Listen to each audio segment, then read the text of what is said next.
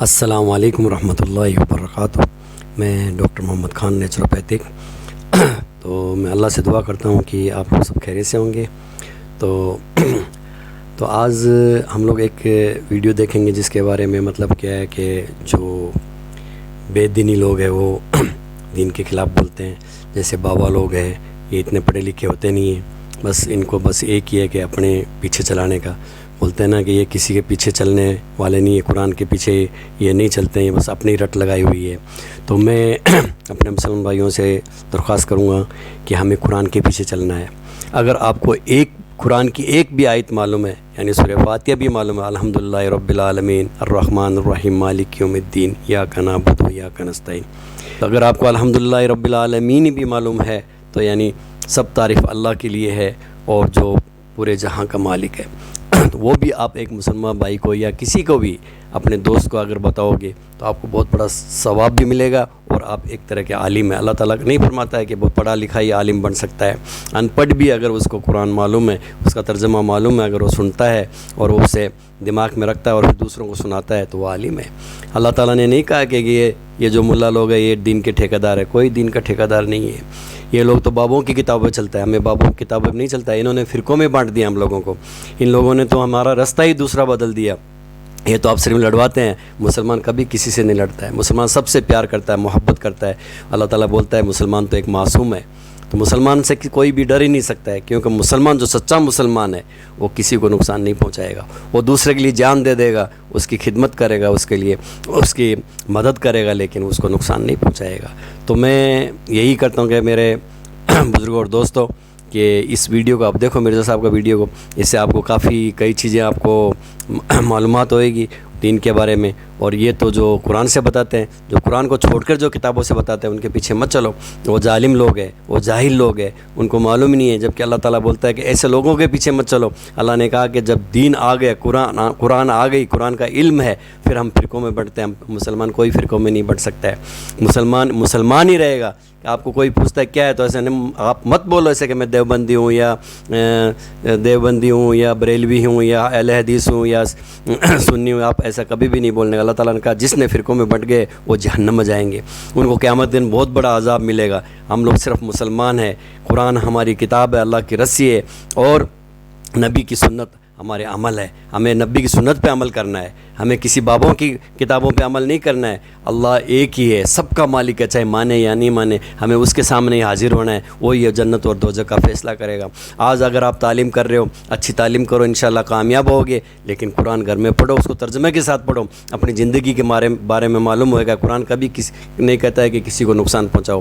بابوں کی کتاب تو یہ تو ہمیں فرقہ پرستی سکھاتے ہیں، اونچ نیچ سکھاتے ہیں، لیکن قرآن تو کہتا ہے سب سے مل جل کے رہو، سب دنیا میں جو بھی انسان ہے، چاہے ہندو ہو یا مسلم ہو یا سکھ ہو عیسائی، سب تمہارے بھائی ہیں، ہم ان سے دور نہیں رہ سکتے ہیں، اور ہمیں تو پیار بانٹنا ہے، محبت بانٹنا ہے۔ تو ہمیں ایسی چیزیں سیکھنی چاہیے جس سے پیار اور محبت بانٹے، ایسی چیز نہیں سیکھ جس سے نفرت پیدا کرے۔ یہ تو نفرتی لوگ ہیں، ان کے پیچھے نہیں چلنے گئے۔ ہمیں ہماری قرآن، اللہ نے قرآن دی ہے نا، اس کو پڑھو جب بھی ٹائم ملتا ہے، آپ آدھا گھنٹہ پڑھو ایک دن، 10 منٹ پڑھو، اگر آپ ڈیلی پڑھو گے تو انشاءاللہ 1 سال 2 سال کے اندر آپ کی زندگی بدل جائے گی، آپ کو کامیابی ملے گی، آپ کو سکسیسفل ملے گی۔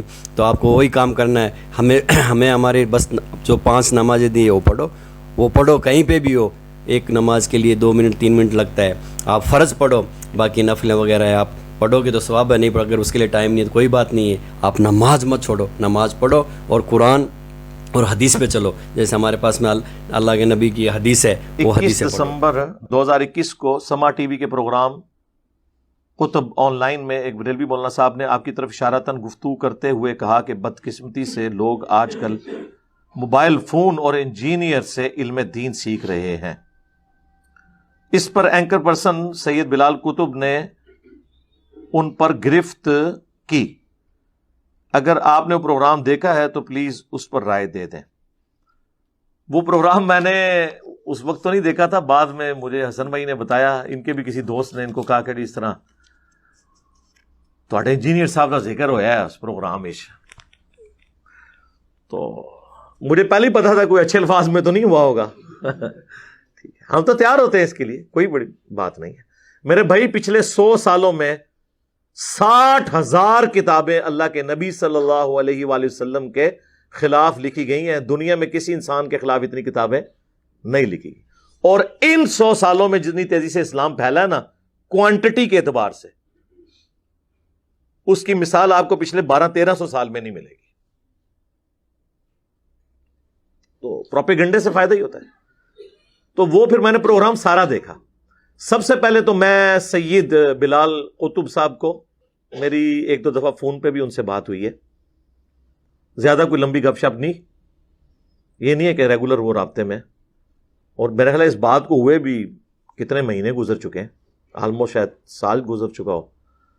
میں انہیں مبارکباد پیش کرتا ہوں کہ انہوں نے اس طرح کے پروگرام کنڈکٹ کرنے شروع کیے ہیں جس میں علماء کو بٹھا کر سینسٹیو ایشوز کے اوپر گفتگو کی جائے. یہ بہت ضروری ہے. دوسرا, اس پروگرام کی خصوصیت مجھے یہ لگی کہ اس میں انہوں نے نا علماء نے جو آرگومنٹس یا باتیں کی انہیں کنفرنٹ بھی کیا ہے, یعنی کہ بھی آپ یہ جو بات کر رہے ہیں تو اس پہ یہ بات بھی بنتی ہے, اس کو بھی ذرا دیکھیں. یہ بڑا دلیری والا کام ہے. علماء اس طرح کی توہین اپنے حق میں برداشت کوئی نہیں کرتے, یہ میں آپ کو بتا دوں. وہ اس چیز کو عیب سمجھتے ہیں. بلکہ اسی پروگرام کے سٹارٹ میں ہی وہ ایک بریلوی عالم تھے, وہ ہے مجہول ہی ہیں, مجہول سے مراد ہے کہ ان نون ہے, اتنے مشہور نہیں ہے. وہ کہنے لگے کہ سیدنا حمزہ ابن عبد المطلب رضی اللہ تعالیٰ عنہ علیہ السلام سے متعلق ایک حدیث ہے, اور وہ حدیث تھوڑی سی بیان کی. اس کے بعد انہوں نے کہا کہ میں یہ تو حدیث بیان بھی نہیں کر سکتا پوری. انہوں نے کنفرنٹ کیا, انہوں نے کہا ہاں جی مجھے بتائیں, جس ملک میں آپ وہ حدیث جس کو آپ کہہ رہے ہیں میں بیان نہیں کر سکتا, وہ صحیح بخاری میں موجود ہے, آپ صحیح بخاری کی حدیث آ کے پبلکلی بیان نہ کر سکیں تو ہم پھر کہاں کے مسلمان ہیں کہ ہم قرآن اور حدیث پبلکلی بیان نہیں کر سکتے. حمزہ رضی اللہ تعالیٰ عنہ کا کیا کیا گیا تھا, سینہ چاک کیا گیا, اور بہرحال وہ بیان بھی نہیں کیا جا سکتا. تو رسول اللہ علیہ السلام نے سختی کے ساتھ منع فرمایا. بیان نہیں کر سک رہے, وہ بخاری شریف کی حدیث ہے اور کئی صفحات پر ہے. جی, تو مطلب منع کیا گیا کہ بخاری اس لیے نہیں سنا سکتے کیونکہ ہمیں معاملات کے اندر اپنی حفاظت بھی چاہیے. یہ سزا اور جزا نہیں ہے زندہ رہتے ہوئے ہمارے ساتھ. وہی بات جو ہم بھی کر رہے ہیں, یہ کبھی بھی نہیں کر سکتے. جس ماحول میں میرے بھائی آپ قرآن اور حدیث ہی بیان نہ کر سکیں تو آپ اندازہ لگا لیں کہ ہم نے اپنی قوم کی تربیت کیا کی ہوئی ہے. تو میرے بارے میں جو اس میں بات ہوئی نا, وہ بریلوی مولانا صاحب بات کرتے کرتے پتہ نہیں ان کے دماغ میں کیا تھا, ہم تو علماء کے اعصاب کے اوپر ویسے ہی سوار ہیں. تو وہ کہنے لگے یہاں پہ لوگ 50-60 سال کی عمر میں جا کے ریٹائرڈ ہوتے ہیں اور پھر قرآن کی تفسیر بیان کرنا شروع کر دیتے ہیں, ہوتے انجینئر ہیں. اور 60 سال دا کوئی انجینئر نہیں جو دین دا کام کر رہا ہوئے. لیکن وہ اینکر جو کہ سمجھدار تھا, اسے پتا تھا کہ وہ 60 سال کا کہہ کے وہ توریہ کر رہا ہے نا, وہ بات کدھر لے کے آ رہا ہے. خیر انہوں نے تسلی سے اس کے بعد بھی ان کی بات سنی. اس کے بعد انہوں نے کہا کہ معذرت کے ساتھ, جس کو آپ کہہ رہے ہیں نا کہ وہ 60 سال کا انجینئر ہے, وہ ینگ انجینئر ہے. اور پھر انہوں نے کہا کہ مجھے, اب یہ میں لفظ وہ کہتے ہیں کہ میں استعمال نہیں کرتا, ٹھیکے والا, یعنی استعمال کرنے کا طریقہ یہی ہوتا ہے, کیا صرف یہ دین کو بیان کرنے کا ٹھیکہ علماء نے لیا ہوا ہے؟ اگر کوئی شخص اس طرح دین بیان کر رہا ہے تو آپ اس کی حوصلہ افزائی کریں, بجائے یہ کہ آپ اسے ڈسکریج کریں. ہمارے ہاں چونکہ علم اور اسپیشلی علم دین کی انتہائی کمی, اور ہم زیادہ تر لوگ نا اس سے تعلیم یافتہ ہوتے ہیں جسے ہم گیجٹ یا موبائل کہتے ہیں, ادھر ادھر کی تھوڑی بہت لی اور اپنی طرف سے مفکر. اچھا دوسری بات, جو بھی کسی بھی عہدے سے 50-60 سال کا ہو کر ریٹائر ہوتا ہے, وہ آ کر کے کہتا ہے جی میں تفسیر پڑھ رہا ہوں, میں قرآن پڑھ رہا ہوں, اس کی میں تفسیر پڑھ رہا ہوں, میرے خیال میں یہ ہے. اور یار تو انجینئر آدمی تھا, تو کہاں سے تفسیر اور فقہ کی بات اپنی جو توجیحات دینا شروع کر دیتا ہے. بدقسمتی سے میں شاہ جی میں ضیاء صاحب کی طرف جاؤں گا, آپ کا پیغام بالکل مل گیا. وہ لیکن وہ 60 سال والا انجینئر نہیں ہے, ابھی وہ بڑا ینگ آدمی ہے, اور اگر وہ دین کی طرف آ گیا تو میرے سپورٹ کرنا چاہیے کہ کوئی بھی دین کی طرف آ گیا. مطلب بات تو صحت مند ہے نا, یہ کوئی کسی نے کوئی, میں کیا کہوں, ٹھیکے کا لفظ نہیں استعمال کر سکتا کہ وہ نہیں پڑھ سکتا دین, یا وہ نہیں دین کی گفتگو کر سکتا. سب کا حق نہیں ہے میرے خیال میں, سب کی ضرورت ہے کہ ایسا کرنا چاہیے. تو انہوں نے تو اس پہ بات کنکلوڈ کر دی. میں اب اس کی اگلی قسط بیان کرتا ہوں. ظاہر ہے چونکہ میرا ذکر ہوا ہے تو میرا تو حق ہے کہ اس فل ٹاسک کو میں باؤنڈری کے باہر پھینکوں, تو میں پہلے تو بلال بھائی حافظہ اللہ تعالیٰ کو مبارکباد پیش کرتا ہوں، اور میں ان کو بتاتا ہوں کہ یہ حوصلہ افزائی کیوں نہیں کرتے. ان کے پلے کوئی شے ہی نہیں ہے جو ہمارے قرآن و سنت کے دلائل کے مقابلے پر لا کر اپنی پبلک کو سیٹسفائی کر سکے. ان کا تو بھیانک خواب یہ پلیٹ فارم بنا ہوا ہے. اس لیے ان کو ہر وقت کوئی بھی دنیا میں مسئلہ ہو جائے نا، وہ انجینئر کا نام لینا شروع کر دیں گے، انجینئر نے یہ کر دیا. اس طرح کے وسوسے پہلے بھی کافی علماء نے، وہ جی دیکھیں جی ڈاکٹری کا مسئلہ ہوگا ہم ڈاکٹر سے جا کے پوچھیں گے، انجینئرنگ کا مسئلہ ہوگا انجینئر سے جا کے پوچھیں گے. اس طرح کی پھر آپ کو مثالیں دیں گے. تو میرے بھائی پھر آپ ممبروں سے یہ بات کیوں کرتے ہیں، یہ حدیث کیوں بیان کرتے ہیں سنن ابن ماجہ کی جو مشکات میں موجود ہے؟ اگرچہ اس کی سند میں کلام ہے لیکن اس کا متن قرآن و سنت کے عین مطابق ہے. اسے تلقی بالقبول حاصل ہے کہ علم دین حاصل کرنا ہر مسلمان مرد و عورت پر فرض ہے. تو اس کا کیا مطلب ہے کہ ہر مسلمان مرد و عورت نے علماء والی ڈگری لینی ہے مدرسے سے، یا اتنا بیسک علم حاصل کرنا ہے جتنا اس کی 24 گھنٹے کی زندگی گزارنے کی ضرورت ہے؟ ورنہ تو ساروں کو پھر ڈگری ہولڈر ہونا چاہیے. اور ڈگریاں تو میں تو اینڈ تک کھولاں گا کہ ڈگریاں دی اوقات کے ہے. ویسے تو ساری ویڈیوز کھل چکی ہے اوقات.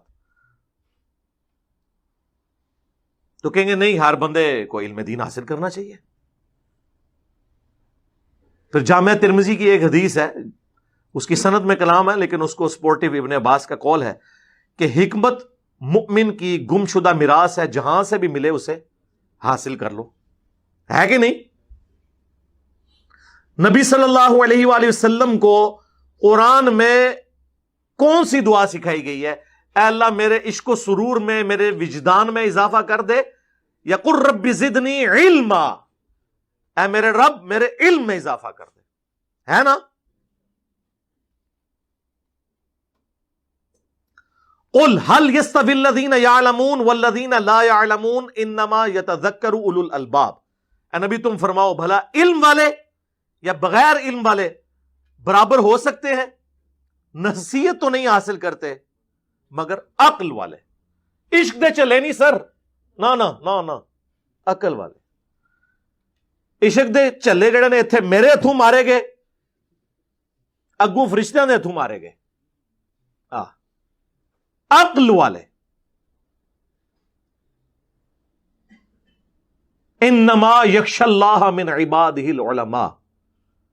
اللہ کی خشیت اور معرفت تو صرف اہل علم کو ہے، اور علم سے مراد صرف حنفی بریلوی ڈگری. ہاں نہیں، صرف حنفی دیوبندی ڈگری نہیں، صرف اہل حدیث کی ڈگری نہیں، یہ تو سارے 8 سال کے قوم یونیورسٹی ایران کی 17 سال کی شیعہ کی ڈگری. اے تہاڈی ڈگریاں دی اوقات جے. ایک ان پڑھ بھی بریلوی دیوبندیوں کے بڑے عالم دین کو کہے گا وہ تو ہے ہی گمراہ. تو مراد یہ ہے کہ اس سے بڑا وہ عالم ہے. اور ایک عام ان پڑھ دیوبندی بریلویوں کے علماء کو کہے گا یہ تو ہے ہی گمراہ. اس کا مطلب ہے کہ دیوبندیوں کا عام ان پڑھ بندہ بریلویوں کے علماء سے بڑا عالم. اے ڈگری دی اوقات جے، رکھو انہوں اپنے کول. اور ہماری ڈگری اللہ کے نبی نے ہمیں دی ہے صلی اللہ علیہ وآلہ وسلم. بلغوا عنی ولو آیہ، صحیح بخاری. پہنچا دو میری طرف سے اگرچہ تمہیں ایک آیت ہی آتی ہو نا، آگے پہنچا دو. اس کے بعد کس ڈگری کی ضرورت ہے؟ جسے وضو کا طریقہ آتا ہے وہ دوسروں کو سکھائے. نہیں جی علماء سے پوچھنا چاہیے. اور سرکار یہ آپ کیوں روند مار رہے ہیں؟ ہم کب کہتے ہیں کہ علماء سے نہ پوچھے؟ ہم ہی تو ہیں جو کہتے ہیں پوچھو مولویاں نو کتنے لکھے. ہاں وہ کہتے نہیں اگلا جملہ نہ بولو، بس اے پوچھو کہ فَاسْأَلُوا أَهْلَ الذِّكْرِ إِن كُنتُمْ لَا تَعْلَمُونَ. سوال کرو اگر تمہیں علم نہیں ہے تو ان لوگوں سے جو اس فیلڈ کے ایکسپرٹ ہیں. بالکل بھئی نکاح طلاق کا مسئلہ ہوگا تو مولویوں سے پوچھیں گے، لیکن اگر قرآن حکیم میں بیالوجی سے متعلق، جیالوجی سے متعلق، ایسٹرونومی سے متعلق، فزکس سے متعلق 1000 کے قریب साइंटिफिक फैक्ट्स के ऊपर, फिजिकल फिनोमेना ऑफ नेचर के ऊपर, कानून कुदरत के ऊपर आयात होंगी, तो सर उलमा को तो साइंस नहीं आती है, वो तो फिर हम गोरों से जाके पूछेंगे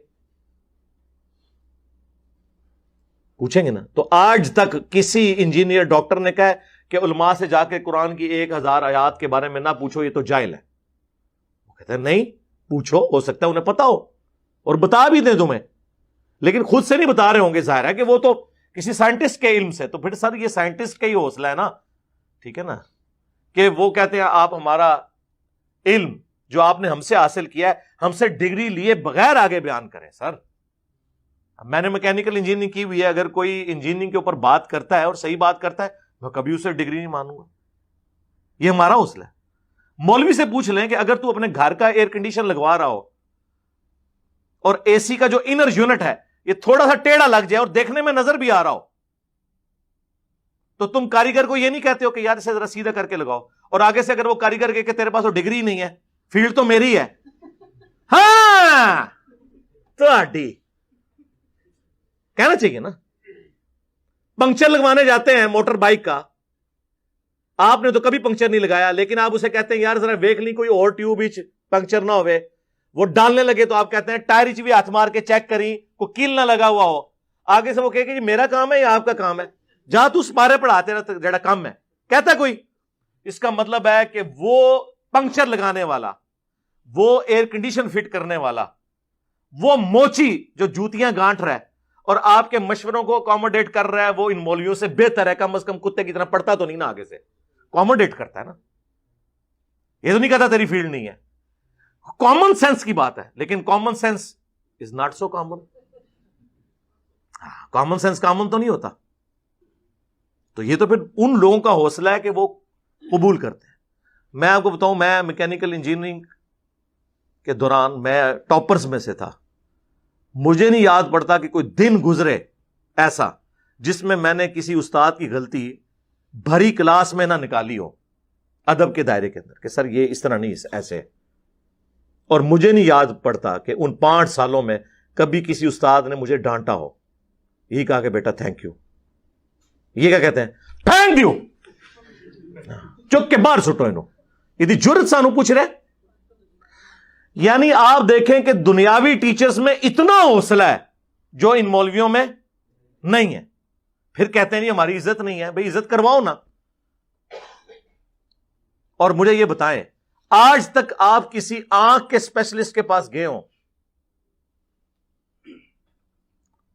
आंख का इलाज करवाने, और वो आपको आगे से ये मशवरा दे कि यार ये आपकी आंख ठीक हो जाएगी, लेकिन दाईं आंख ठीक करने के लिए आपका दायां पांव काटना पड़ेगा,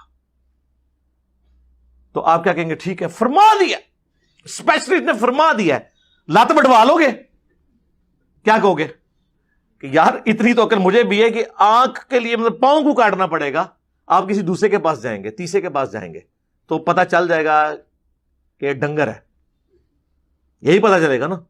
तो उलमा के मसले में भी जब इय्याका नअबुदु व इय्याका नस्तईन के बाद आप बाबों को पुकारना सुन रहे होते हैं, तो उस वक्त आपकी अकल क्यों नहीं काम करती, किसी दूसरे की भी बात सुने कि वो क्या कहता है इस मसले में, कि वाज़े लिखा हुआ है कि इबादत अल्लाह की करनी है, मदद उसी से मांगनी है।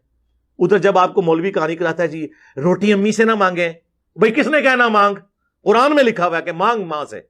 व तावनु अलल बिर्रि वत्तक़वा वला तावनु अलल इस्मि वल उद्वान, नेकी और परहेजगारी के कामों में एक दूसरे की मदद करो, बुराई में अलग रहो।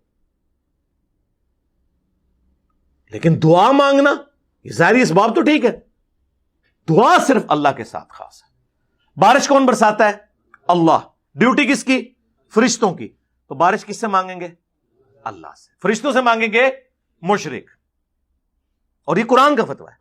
अम्मन युजीबुल मुद्दर्रा इज़ा दाह व यक्शिफुस सू व यजअलुकुम खुलफाअल अर्द, भला बताओ तो कौन है जो मुश्किल और परेशानी में घिरे हुए शख्स की फरियाद को सुनता है, उसकी तकलीफ उससे दूर कर देता है, तुम्हें अगलों का खलीफा करता है इस जमीन पर।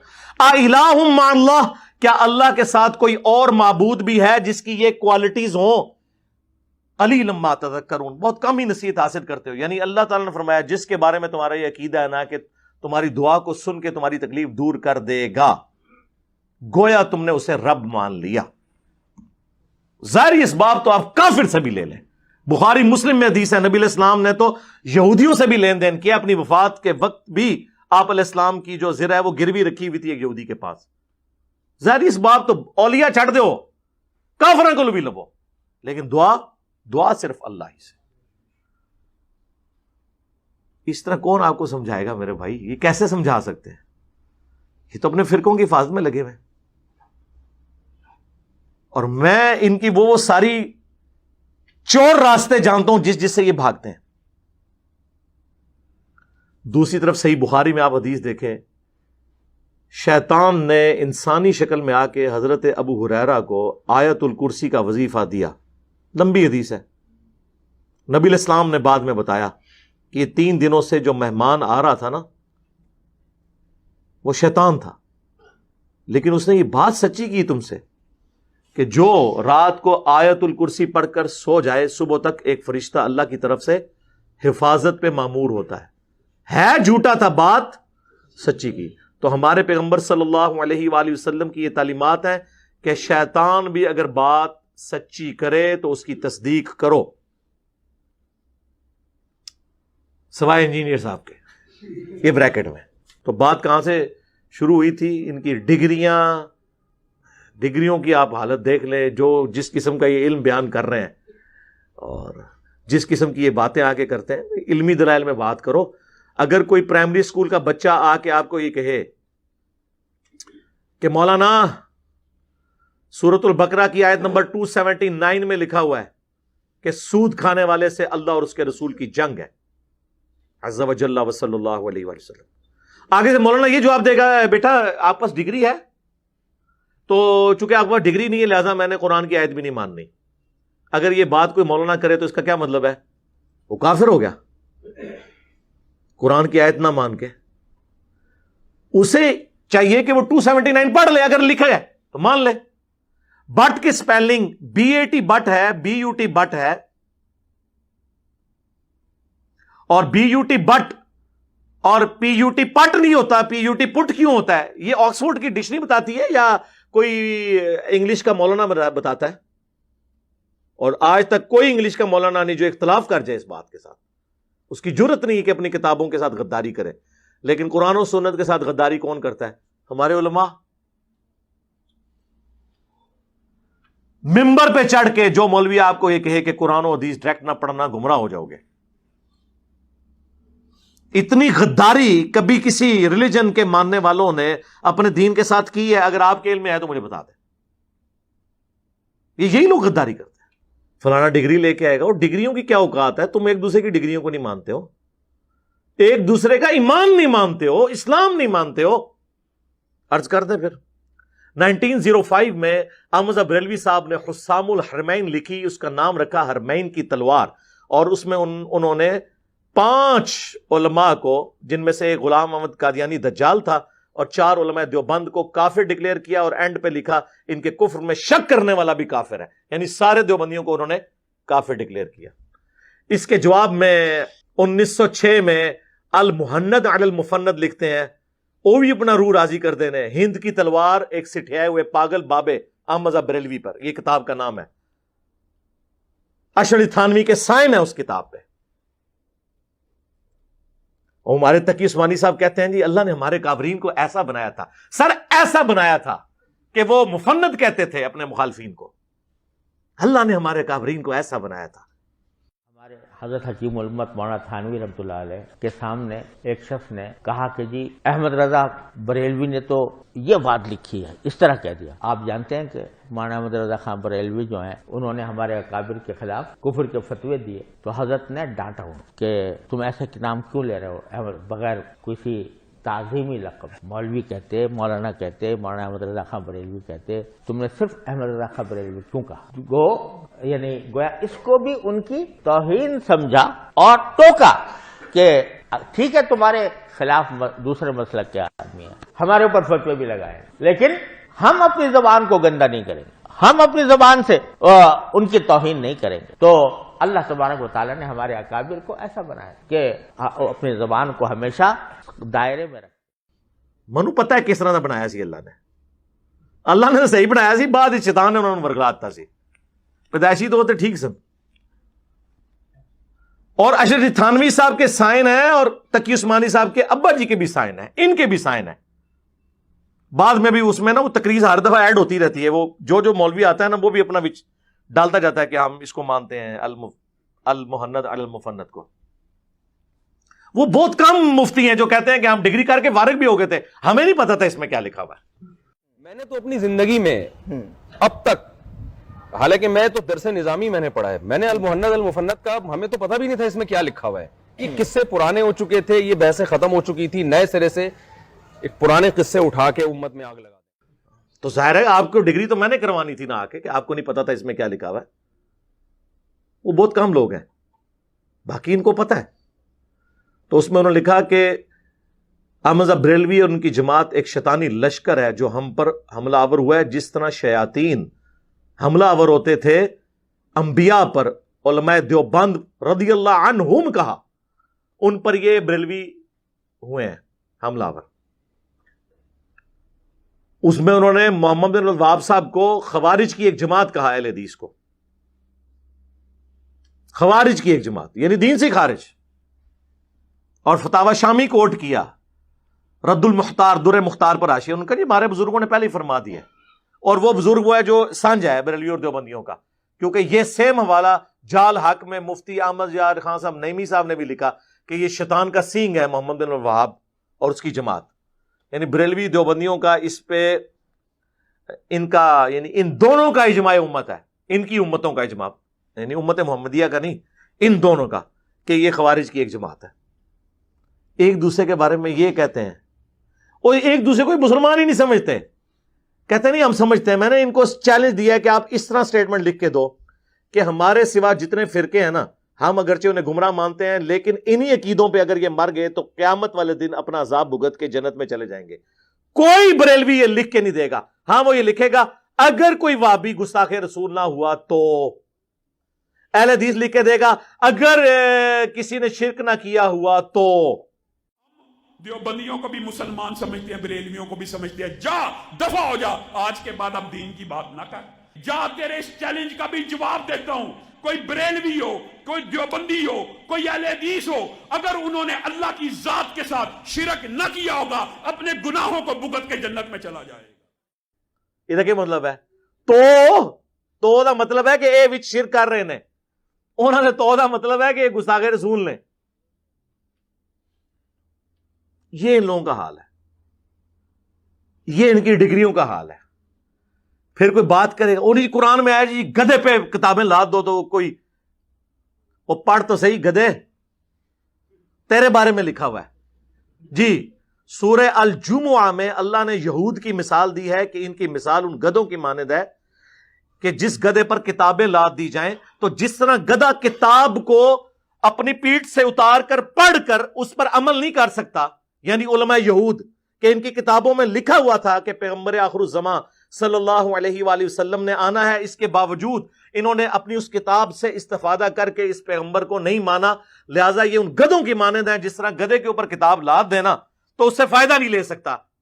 تو سر یہ تو مولویوں کے بارے میں ہے, یہ ان گدھوں کی مانند ہیں. یہ ان کے شوکیسوں میں کتابیں پڑھی ہوئی ہیں, جو کتاب پڑھتا ہے اسے کہتے ہیں کتاب تو پڑھنی نہیں ہے. تو یہ کس کی مثال ہے؟ ان کی ہے. ہم تو کہہ رہے ہیں بار بار کہ نہ میں وابی نہ میں بابی, میں ہوں مسلم علمی کتابی. مرنے سے پہلے اے مسلمان کر لے اس پہ غور, کتابوں کا خدا اور ہے, بابوں کا خدا اور. تو یہ کتابیں میں نے تو نہیں لکھی ہے, یہ بخاری میں نے لکھی ہے,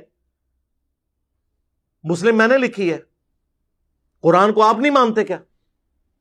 ہو جی قرآن میں لکھا ہوا ہے کہ قرآن پڑھ کے لوگ گمراہ ہو جائیں گے. استغفر اللہ. جس کا یہ عقیدہ ہے نا کہ قرآن کتاب گمراہی ہے وہ پکا کافر ہے. یعنی آپ ایک کافر کو کہیں گے یہ وہ کتاب ہے, اس کو پڑھ کے 50-50 چانس ہے, یا تو گمراہ ہو جائے گا یا ہدایت پہ آ جائے گا. وہ کہے گا بھائی سائڈ تے رکھ, قرآن تو نہیں کہہ رہا. قرآن کہہ رہا ہے ہدی للناس وبینات من الہدی والفرقان. یہ پوری انسانیت کے لیے ہدایت ہے, صرف مسلمانوں کے لیے نہیں. اس میں ہدایت کے روشن دلائل ہیں اور یہ حق اور باطل میں تمیز کرنے والی کتاب ہے. اور سیم الفاظ نبی الاسلام کے لیے آئے ہیں صحیح بخاری میں, محمد فرق بین الناس, محمد لوگوں میں حق اور باطل میں فرق ہے. امام حنیفہ فرق نہیں ہے میرے بھائی، شیخ عبد القادر جیلانی فرق نہیں ہے میرے بھائی، فرق وہ ہے جس کی قبر مدینے میں صلی اللہ علیہ وآلہ وسلم. جی قرآن میں آیا جی سورۃ البقرہ میں یضل بہ کثیرا ویہدی بہ کثیرا. او بھائی پوری آیت پڑھ، تیرے بارے چ ہے. وہ سٹارٹ اس بات سے ہو رہا ہے، اللہ تعالیٰ فرماتا ہے اللہ تعالیٰ اس بات سے حیا محسوس نہیں کرتا کہ وہ مچھر کی مثال بیان کرے یا کسی حقیر چیز کی.